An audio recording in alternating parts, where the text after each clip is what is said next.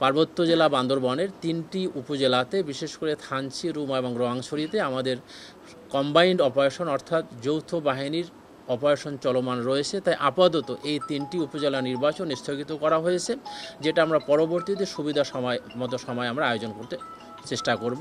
এই দুটোই ছিল মূলত আমাদের মূল আলোচ্য বিষয়।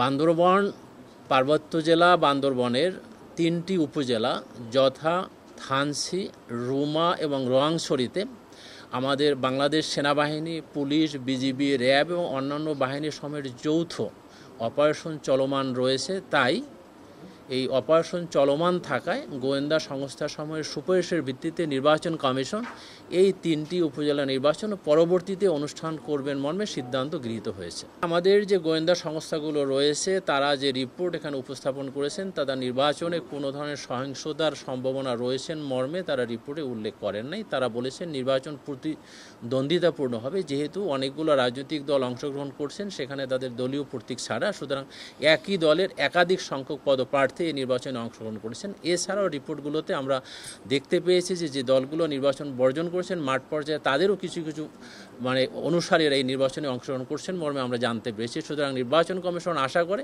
একটি প্রতিদ্বন্দ্বিতাপূর্ণ নির্বাচন হবে এবং সেই প্রতিদ্বন্দ্বিতাপূর্ণ নির্বাচনটাকে সুষ্ঠু সার্থকভাবে আয়োজনের জন্য আইনশৃঙ্খলা রক্ষাকারী মোতায়েন, নির্বাহী ম্যাজিস্ট্রেট, জুডিশিয়াল ম্যাজিস্ট্রেট মোতায়েন থেকে শুরু করে সকল ধরনের কার্যক্রম গ্রহণ করা হবে, যাতে ভোটারগণ নির্বিঘ্নে ভোট কেন্দ্রে গিয়ে তার পছন্দ মতো ব্যক্তিকে ভোট দিয়ে সুষ্ঠুভাবে বাড়ি যেতে পারে এবং যথাযথভাবে নির্বাচনে তাদের ফলাফলটা প্রতিফলিত হবে। সুষ্ঠু নির্বাচনের সাথে বাংলাদেশের আওয়ামী লীগ একটি বৃহত্তর রাজনৈতিক দল, তারা সিদ্ধান্ত নিয়েছেন যে তাদের যারা জনপ্রতিনিধি পূর্বে নির্বাচিত হয়েছেন তাদের নিকট আত্মীয় নির্বাচনে অংশগ্রহণ করতে তারা বারণ করেছেন। এটা কিন্তু আইন না, এটা তাদের একটি দলীয় সিদ্ধান্ত, কিন্তু আইনগতভাবে যে কোনো নাগরিক যে কোনো জায়গার ভোটার হলে তার অন্যান্য যে যোগ্যতা আছে তার সাপেক্ষে সেই নির্বাচনে অংশগ্রহণ করতে পারবেন মর্মে সিএসি মহোদয় একটু আগে ওই বিষয়টি বলেছেন। সুতরাং আমরা আশা করি নির্বাচনে যারাই আসবেন প্রতিদ্বন্দ্বিতাপূর্ণ নির্বাচন হবে এবং একটি সুষ্ঠু নির্বাচন। এই সিদ্ধান্ত কি নির্বাচনী আইনের সাথে সাংঘর্ষিক কিনা যে আরেকজনের